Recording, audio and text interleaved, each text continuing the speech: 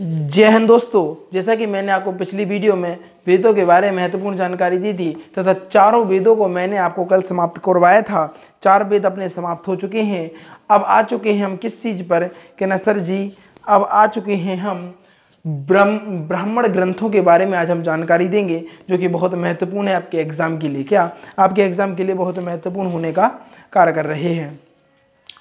याद रखिए, यदि आप धोखे से नहीं जुड़ पा रही हैं बाहुबली वेश में, तो आप अपने जीवन की सबसे बड़ी गलती करने का कार्य कर रही हैं, क्योंकि उसकी प्लेलिस्ट में जाकर देखेंगे तो 60 वीडियो हो चुकी हैं। कितनी कि ना सर जी 60 वीडियो आपको देखने को मिलती हैं। किसकी कि ना सर जी बाहुबली बैच की। बिल्कुल भैया जी, बाहुबली बैच की देखने को मिलेगी। और राम सेतु बैच से आप पूरी वीडियो देख रहे हैं तो कहीं ना कहीं आप अपने जीवन को तरक्की की दिशा में ले जाने का कार्य कर रही हैं। राम सेतु बैच का तो मतलब ही है क्या, भव से पार लगाने वाला बैच। भव से पार लगाने वाला बैच। जिस प्रकार श्री राम ने लंका पर एक पुल बनाया था जिसको राम सेतु बोलते हैं, कि सेतु बनाया था, उसी प्रकार हमने भी जॉब के बीच में और अपने बीच में एक सेतु बनाया है। इसका नाम भी हमने राम सेतु बैच रखा है। और जो विद्यार्थी राम सेतु बैच में पढ़ रहा है वह बिल्कुल 101% विजय का परचम एग्जाम की खोपड़ी पर लगा कर ही आएगा।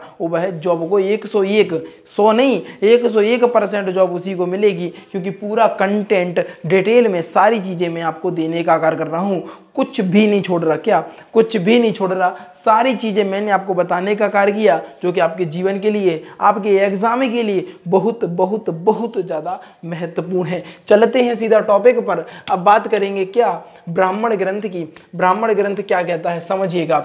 वेदों की अच्छी तरह से समझने वाले को अच्छी तरीके से समझने के लिए वेदों को बहुत, देखो आपको बता दें, जो वेद होते हैं ना वो संस्कृत भाषा में देते हैं, संस्कृत भाषा में। और हमें आपको बता दें संस्कृत भाषा समझ ही नहीं आती।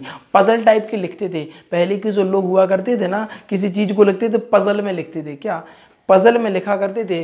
तो आपको बता दें वेदों को अच्छी तरीके से समझने के लिए ब्राह्मण ग्रंथ की रचना की गई। किसकी? ब्राह्मण ग्रंथ की रचना की गई। सभी वेदों में अपने अपने ब्राह्मण ग्रंथ हैं।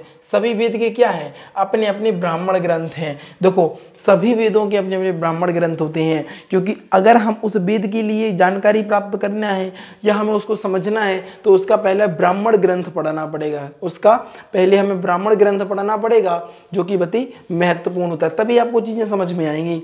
इसके बाद बात करेंगे नोट की, तो इसमें लिखा है वैदिक काल में जौ गेहूं चावल पाया जाता था। क्या क्या? वैदिक काल में जौ गेहूं चावल पाया जाता था। अरे अगर हम अड़ायक की बात करें तो वैसी पुस्तक जिनकी रचना जंगल में की गई हो, वैसी पुस्तकें हैं जिनकी रचना जंगल में की जाती है उनको अड़ायक कहते हैं। यह 7 प्रकार की होती है। क्या? यह 7 प्रकार की होती है। अथर्ववेद को अगर हम छोड़ दें, अथर्ववेद को छोड़ दें तो सभी वेद ही अनायक है। क्या है? सभी वेद ही अनायक हैं। इसके बाद बात करेंगे वेदांग की। इसको बहुत बढ़िया तरीके से समझेंगे। वेदों को भली भांति समझने के लिए वेदांग की रचना की गई है। मैंने आपको बता दें ये समझाने के लिए ब्राह्मण ग्रंथ के लिए बताया गया। ये समझाने की बात हो रही है और यह समझने की बात हो रही है। यह है वेदों को भली भांति समझने के लिए वेदांग की आवश्यकता पड़ती थी। वेदांग की रचना की गई। किसकी? कहना सर जी वेदांग की रचना की गई। और वेदांग की जो रचना है 6 सॉरी वेदांग की जो रचना है, वेदांग की जो संख्या है कितनी है? 6 है। देखो 1 2 3 4 5 6। तो पहले इनको 3 पार्टी में बांटा गया। पहला युजो, निसी और कक्ष। अगर हम युजो की बात करें तो इसमें व्याकरण हो गया और ज्योतिष शास्त्र को हमने पढ़ा। इसके बाद इसमें पढ़ा हमने निरुक्त को और शिक्षा को। कक्ष में पढ़ा कल्प तथा छंद को हमने यहाँ पर पढ़ने का कार्य किया। अगर हम व्याकरण की बात करें तो व्याकरण के कौन है? अष्टाध्यायी। व्याकरण के अष्टाध्यायी।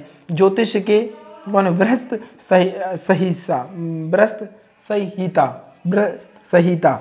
इसके निरुक्त शास्त्र। क्या? निरुक्त शास्त्र। कल्प के लिए कल्प शास्त्र तथा छंद के लिए छंद शास्त्र। ये तो सिंपल हैं, आपको याद हो जाएंगे, बशर्ते आपको याद करना पड़ेगा। व्याकरण के अष्टाध्यायी, व्याकरण के अष्टाध्यायी, व्याकरण के अष्टाध्यायी। ज्योतिष के वृत्त संहिता। निरुक्त के कहना निरुक्त शास्त्र, निरुक्त के निरुक्त शास्त्र। कल्प के कल्प शास्त्र, कल्प के कल्प शास्त्र। छंद के छंद शास्त्र।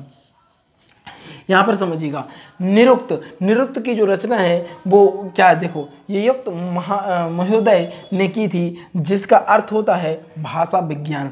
भाषा विज्ञान क्या होता है, भाषा विज्ञान। इसके बाद अगले पॉइंट की बात करें, गौतम ऋषि ने कल्प की रचना की। गौतम ऋषि ने किसकी रचना की, कि ना सर जी गौतम ऋषि ने कल्प की रचना की। अगर हम वेद और वेदांग वेद और वेदांग को पढ़ने वाले को क्या बोलते हैं, उपाध्यक्ष बोलते हैं। क्या बोलते हैं, वेद और वेदांगों को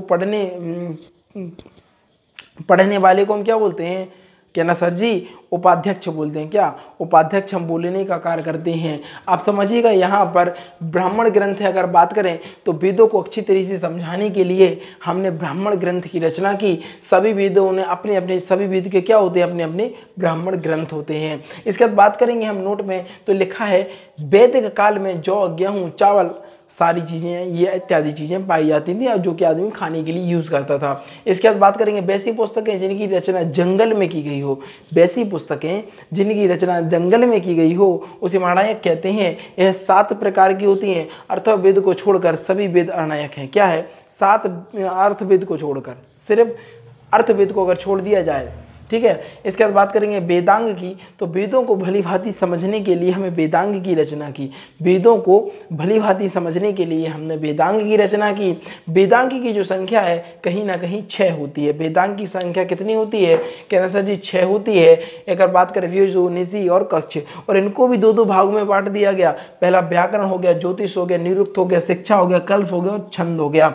अगर हम व्याकरण की बात करें तो अष्टधाई, व्याकरण का अष्टधाई, ज्योतिष के वर्ष संहिता, निरुक्त के निरुक्त शास्त्र, कल्प का कल्प शास्त्र तथा छंद का छंद शास्त्र हम कहने का कार्य करेंगे। निरुक्त की रचना यक्ष महोदय ने की थी, जिनका अर्थ होता है भाषा विज्ञान। गौतम ऋषि ने कल्प की रचना की थी। किसकी, कल्प की रचना की थी। और वेदांग को पढ़ने वाले को उपाध्यक्ष बोलते हैं। वेद क्या होते हैं, वेद और वेदांग को, वेदांग पढ़ाने वाले के, पढ़ाने वाले, यहाँ पे क्या लिखेंगे, पढ़ाने वाले को हम उपाध्यक्ष कहते हैं। वेद और वेदांगों को पढ़ाने वाले को हम क्या बोलते हैं, कि ना सर जी उपाध्यक्ष बोलते हैं। क्या बोलते हैं, उपाध्यक्ष बोलते हैं। अब हम कल बात करेंगे पुराणों की। क्या, कल बात करेंगे हम पुराणों की।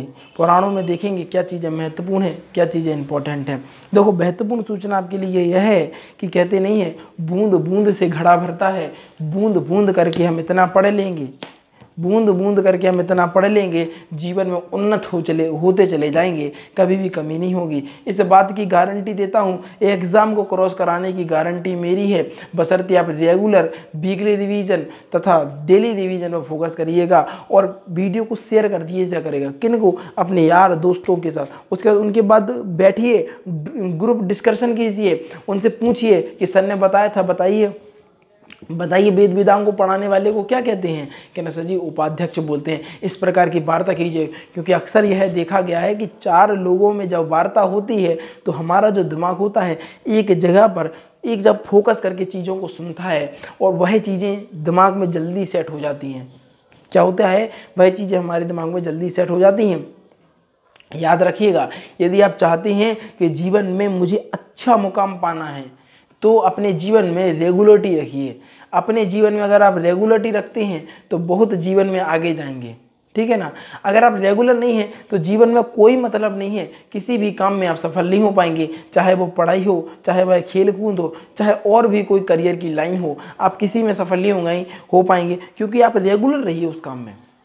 देखो आप समझते हो मैं संडे को भी क्लास देता हूँ, क्योंकि देखो मुझे चिंता है, मैं उन लोगों के लिए नहीं पढ़ाता हूँ जो 10-12 हज़ार 15 हज़ार फीस दे सकते हैं। मैं उन लोगों के लिए पढ़ाता हूँ जो वाकई में गरीब हैं और वाकई में पढ़ना चाहते हैं, एक जॉब को हासिल करना चाहते हैं। देखो गरीब घर में पैदा हुए आप, तो यह भगवान की गलती है। और आप जीते जी आप अगर आप जिंदगी भर गरीब ही रहे तो ये आपकी स्वयं की गलती होगी, क्योंकि आपने अपना इतना बड़ा जीवन, विशाल जीवन, आपने अपना पूरा विशाल जीवन समझ लो व्यर्थ कर दिया। किस में, बस इधर का इधर डोला डाली में व्यर्थ कर दिया। तो इससे बढ़िया आप पढ़िएगा, जीवन में आगे बढ़ते रहिएगा, पूरा सपोर्ट रहेगा। फ्यूचर एकेडमी XYZ का जब भी आप अकेला महसूस करेंगे तो फ्यूचर एकेडमी XYZ आपके साथ खड़ी होगी, ठीक है ना। कभी आपको अकेला महसूस नहीं होने दूंगा। आपको गारंटी देता हूं कि जॉब इसी बार लगेगी। और अगर 2023 में अगर आप पर, आपके कंधों पर वर्दी ना लगी रही तो कह देना, इस बात की गारंटी देता हूं। बस बशर्ते क्या है, आप रेगुलर पढ़ते रहिएगा, वीडियो को देखते रहिएगा।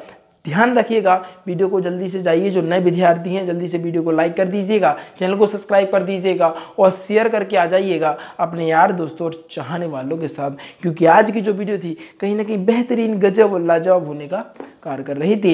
इन्हीं चंद शब्दों के साथ विदा लेना चाहूँगा। जीवन में आगे बढ़ते रहिएगा और आनंदित होते रहिएगा। इसी साथ वीडियो को समाप्त करता हूँ।